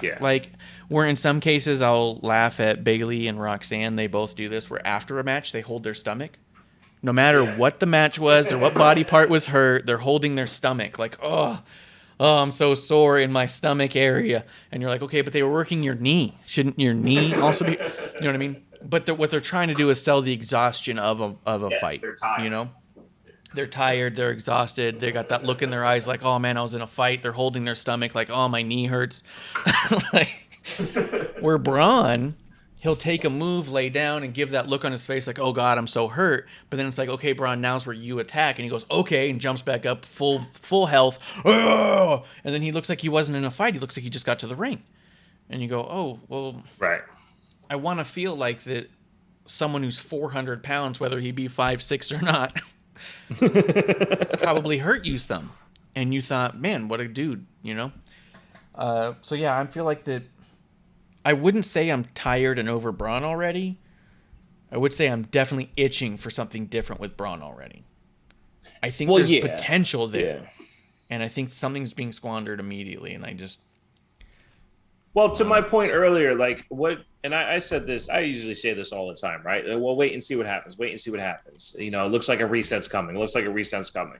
I do think, though, as far as show structure on TV and who we're seeing, like I said, when you have one of the best feuds between Riddle and Seth still involving Bobby Lashley, I think there is an overall direction they're going to get to, and we have to let them get there.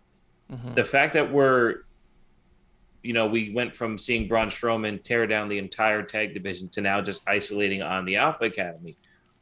Okay, what's next? Where do we go from here? So there is potential that over the, because we have the Saudi show, we have Survivor Series, tuning into the Rumble, like as that season kind of gets going, I do think we'll find a clearer path on who everyone is. Yeah, I agree with that. What do you think of the AJ Styles Finn Balor stuff? It's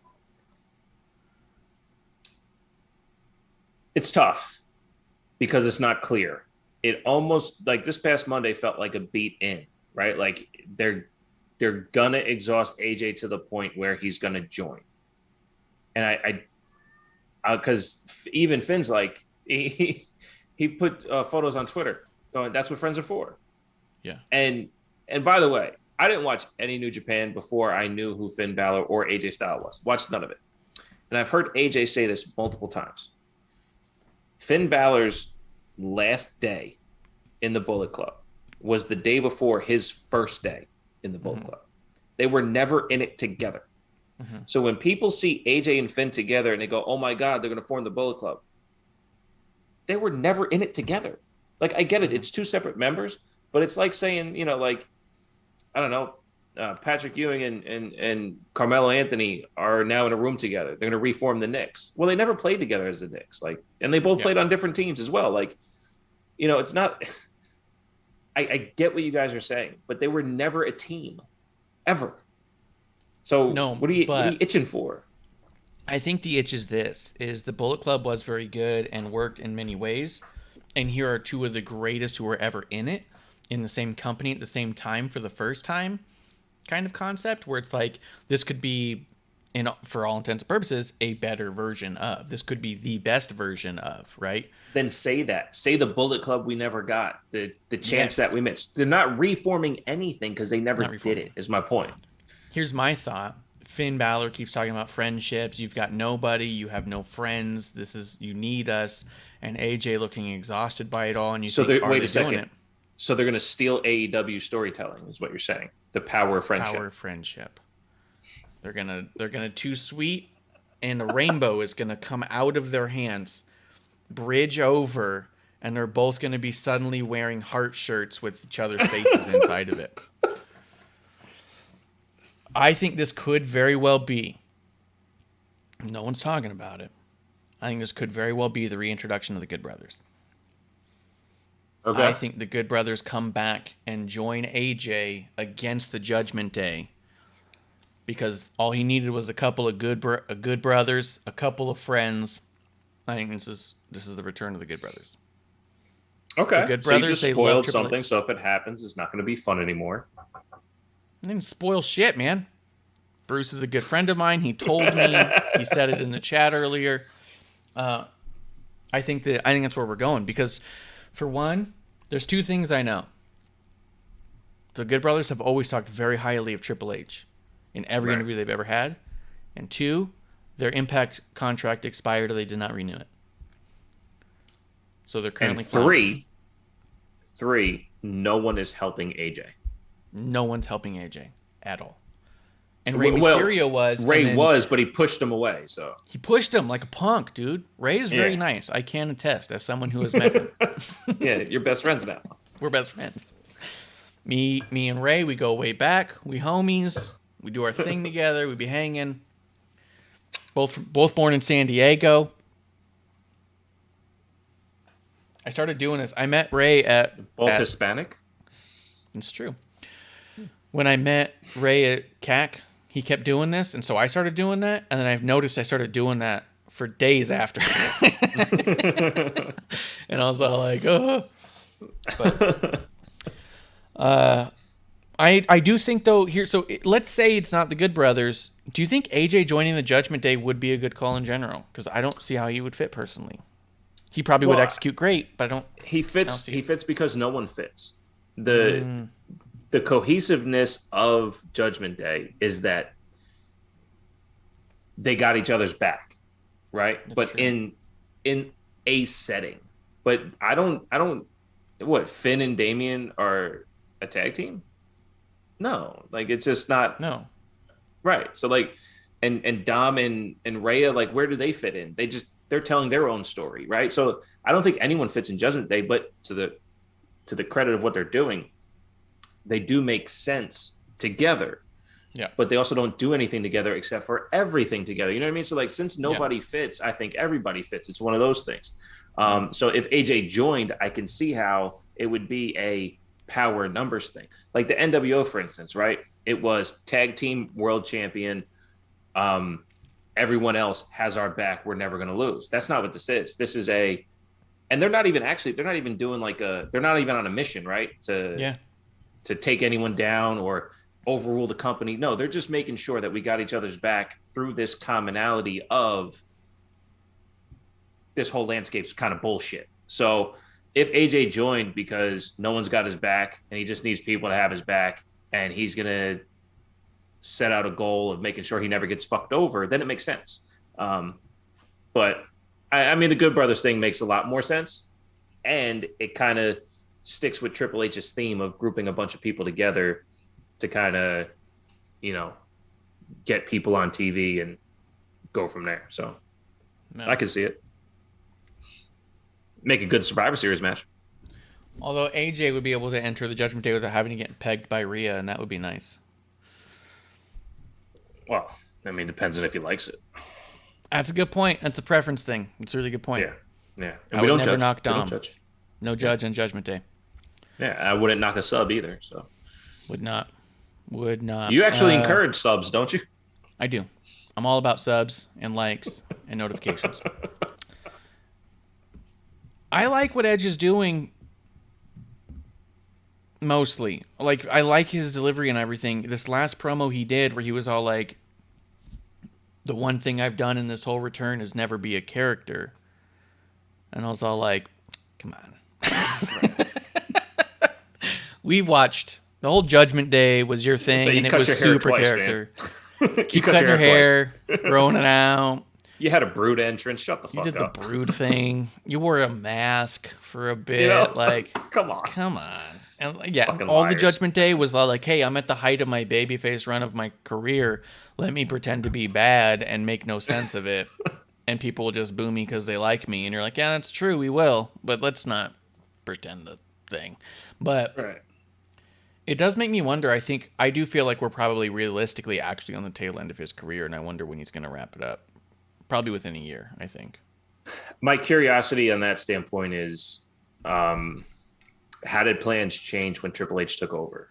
What did he set out with Vince to say, hey, get me in there with Seth, let me tie it up with Finn. Let me get there with AJ. Let me get in with these guys. Let me wrestle Roman and Daniel Bryan. And he's like, fucking right, pal. That sounds fucking amazing.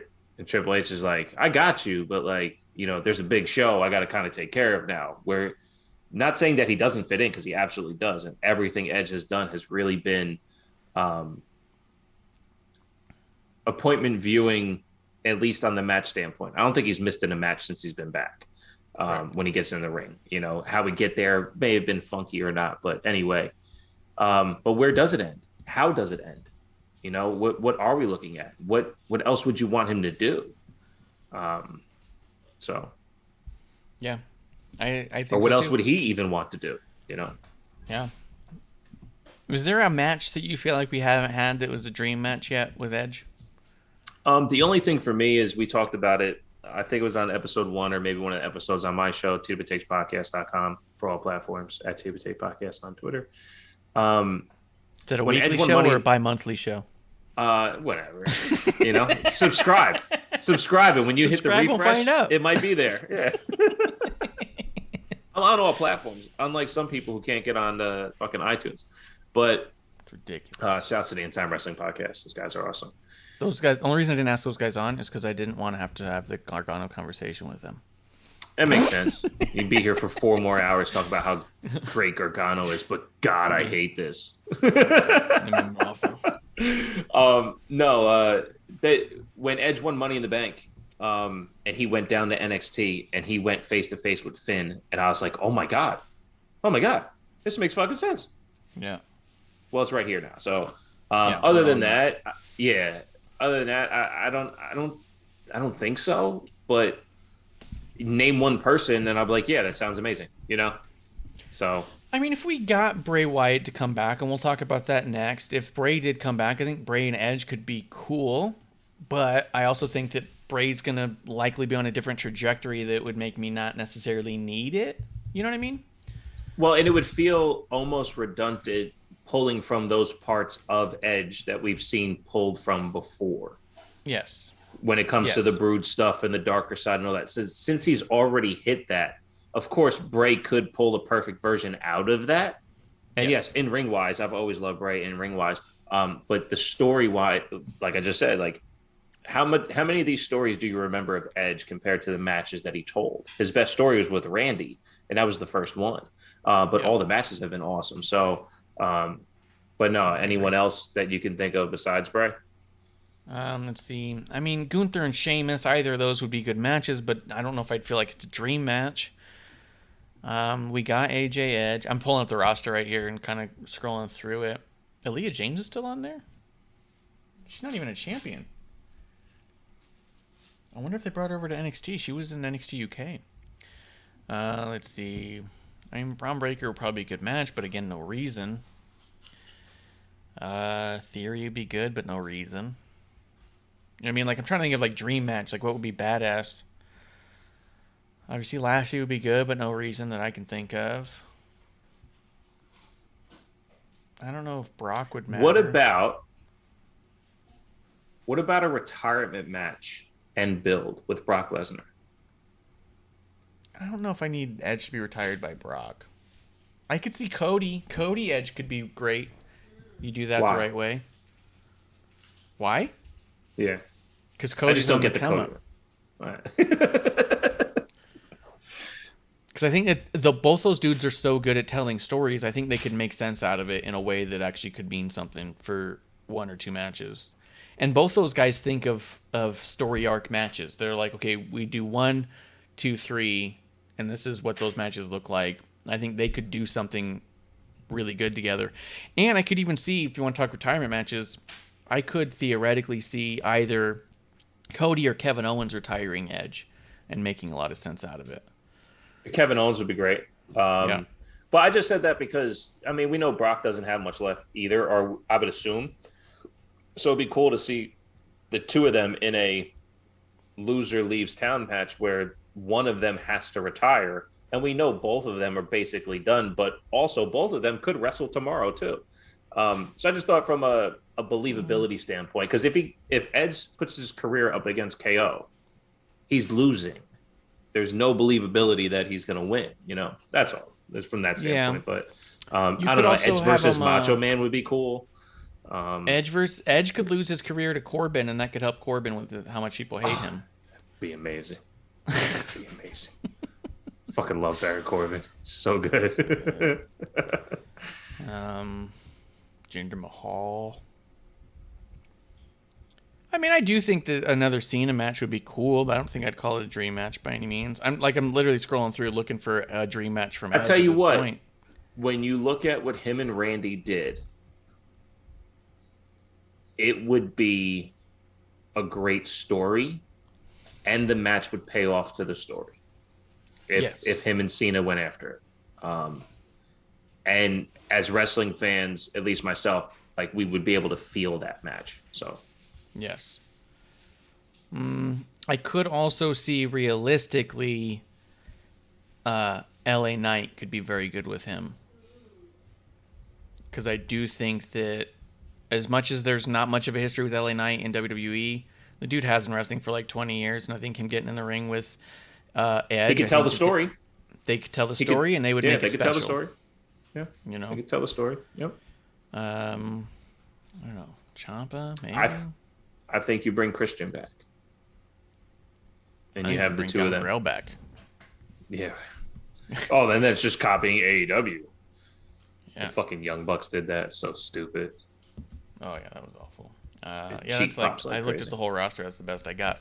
So let's talk two quick things here. What do you think about all the White Rabbit stuff? I hate the investigative journalism of it. I hate that people go so fucking hard and want to guess all the fucking time. It gets exhaustive. Just a Wrestling 5, the best follow on wrestling Twitter. We were talking yesterday about it, and I said, what if it's not Bray Wyatt? And he goes, the person's doomed to fail. I said, why? Yeah. Why? Why would they be doomed to fail? Isn't this build fucking awesome? Yeah, but it's Bray Wyatt. I said, but what if it's not? If it's not Bray Wyatt, is it still an awesome build? The payoff is on us as fans. If we tell ourselves every fucking day it's Bray Wyatt and it's not, that is not WWE's fault. That is not Triple H's fault. That is your fault as a fan for guessing Bray Wyatt every fucking day. Is the build really fucking cool? Yeah, I think it is. I think it's awesome that this kind of creativity is there. If the only person that it can be attached to is Bray Wyatt, because that's how creative it is, then, sucks for other people not to be able to be this creative. It also sucks for Bray Wyatt to have to live up to this expectation. But is it really cool? Yeah, I think it's awesome. What I've really enjoyed, so I got two sides of it. One, when it first was happening, it was like, oh shit, can't miss. I have to watch this. I have to see the next clue. I got to see the thing. Once I realized, and by once I realized, I mean the second clue, that each clue was going to lead to watch the next show, but no actual information was being given, I went, oh, it's a commercial. It is a deep-rooted commercial for the next show.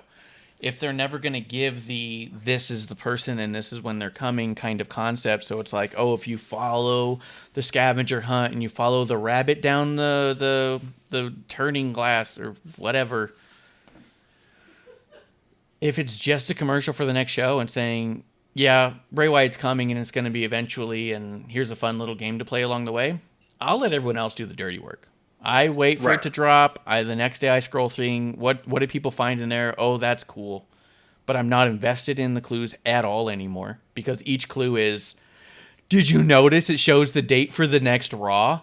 Yeah, I had a feeling. Did you notice it gave the location of the next SmackDown? Yeah. Oh. Does that mean anything? Yeah. It means that there'll be another clue at the next one. Okay, that's not a clue.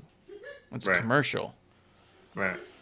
If the clue is watch the next show, then it's a commercial, not a clue, right? Now, there is some stuff they're digging up where people are like, oh, what about this? What about that? Or this seems Wyatt-esque, or this is a rabbit over here. A lot of the clues are just other things of rabbits, which, again, is not a clue. Right. So it's like, for me, I think it's really fun. I'm not invested in it at all. Right. But I do think it's a really cool way to do this. And I think it's really cool to have the internet kind of talking and speculating. What I hope more than anything is I hope it's Baron Corbin. Right. Or Shane McMahon. Right. Or Carmella. Right. Could be Carmella. I think it'd be great if it wasn't Bray just to watch the world melt. Yes. And whose fault? Again, whose fault is that? That's the But world. I wouldn't be mad if it's Bray either because I love Bray. Well, of course. He's fucking amazing. Yeah, but that's the thing. It's the IWC fault. It's the fan fault. The build is awesome. This stuff is pretty cool, especially if you have these nuggets that do connect together to what the payoff is, right? Like if everything we saw, it's like watching Endgame, right? And when you watch Marvel's Endgame, and at the very last scene, Jon Favreau asked the daughter, what do you like to eat? And she goes, cheeseburgers. It's the very first thing in the first movie that Tony Stark asked for when he comes back. So the first movie ties into the last movie, and you get this full build to that moment. If all these clues lead up to who the character is, it's your fault for assuming it's Bray Wyatt and not that character. But if every little bit of clue you hold on to, like, all right, this clue's awesome. This clue's awesome. Oh my God, it's this. Whoa, and this character's doing it. Great. But when the character does that and that character isn't Bray Wyatt, that's your fault. What I think would be cool is, so there's two types of investigation, right? There's investigation for the facts and there's investigation for confirmation. When you assume the answer and you try to find how each clue is connected to the answer, versus when you track all the clues and see where it leads you. It would be great if somebody was smart enough to attach all these clues that could be easily tied into Bray, but actually lead you somewhere else if you weren't looking at Bray for the answer. Right. So then it's completely like, yes, this is how. That's why some of my favorite theories I've been seeing over there are like Edge and I think I saw a pretty good one that explained potentially Corbin. And the reason I like him is because they're like, yes, if you ignore the connections to Bray, these are connections to other people as well. And those ones are fun for me because it's all like, wouldn't it be great if all of the world... Now, it would suck in a way because the reason people are doing this is because they love Bray. That's why they're trying to connect it to Bray. They want it to be Bray because they miss Bray and they love him, and that's awesome. Yes. But at the same time, you can shoot yourself in the foot if you are just not looking at what you're given and taking what you want out of it. So let's say it turns out to be... I don't know. Let's say it is Baron Corbin, since you brought him up. Let's say it's Baron Corbin, right? And he debuts to White Rabbit, right? Mm-hmm. And then at the end of the show, after it all goes off, a QR code blips up again. And it leads you to the next episode with another clue. And Bray Wyatt or Baron Corbin comes out to White Rabbit on SmackDown. And then the thing happens and another QR code pops up and it gives you another clue. And then 3 weeks after Baron Corbin shows up, someone else shows up. Harland comes back as Parker Bordeaux, right? Or Parker Bordeaux comes back as Harland. And then another QR, and it keeps fucking going. And then eventually you get to Bray Wyatt. Are you just going to be pissed off that Bray Wyatt didn't show up first because you didn't get what you want? Or are you going to continue to go along with this really awesome told story?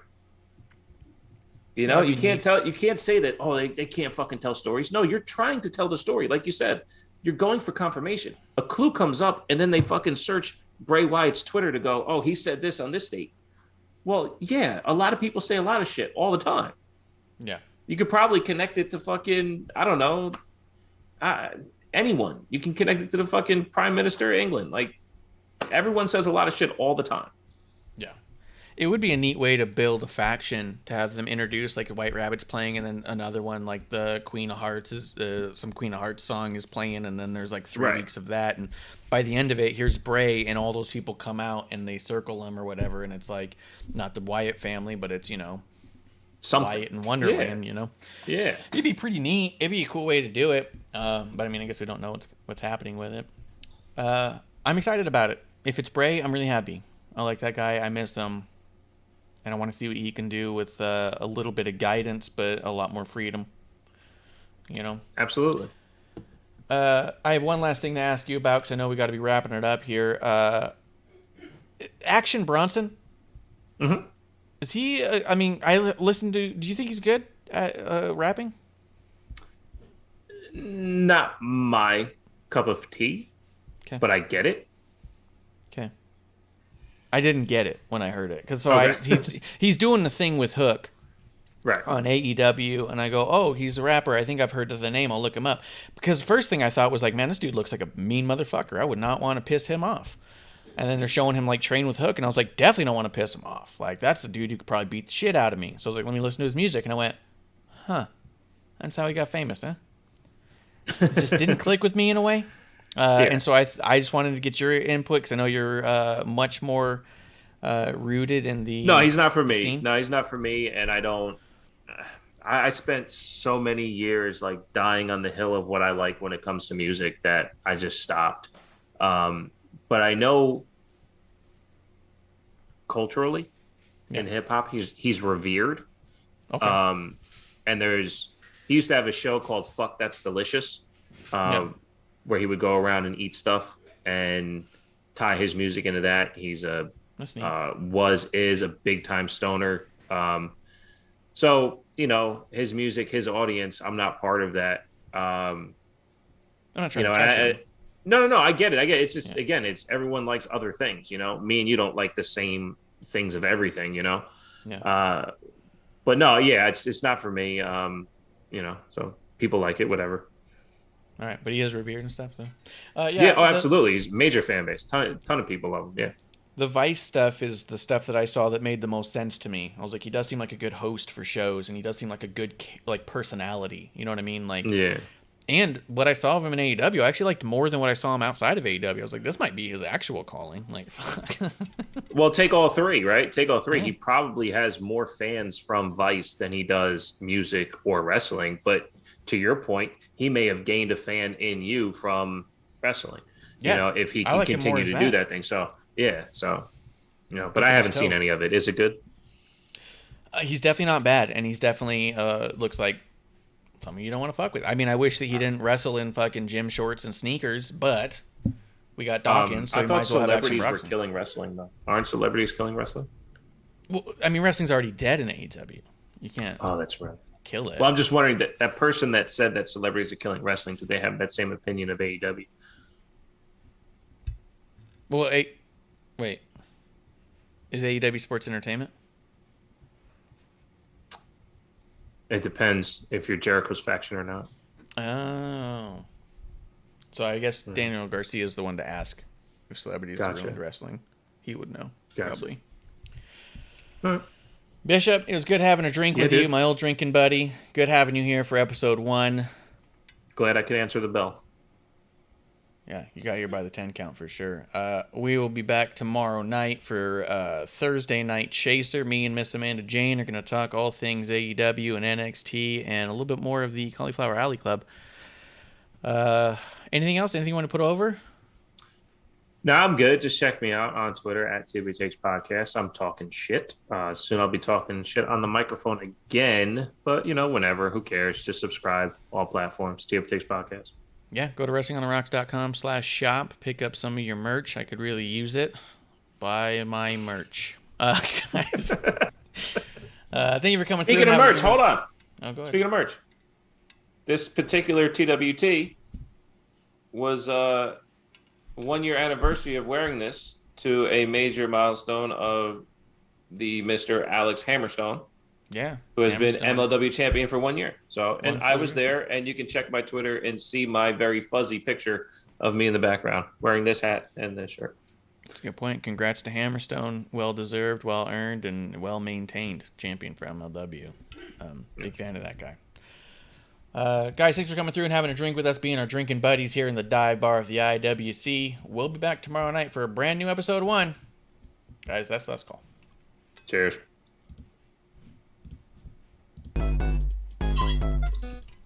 Hey, producer lady here. Thanks for tuning in. Continue to support us or buy us a drink by following and putting the I in subscribe on Twitch. Or subscribe and review our podcast on Apple Podcasts or wherever you listen to us. Cheers!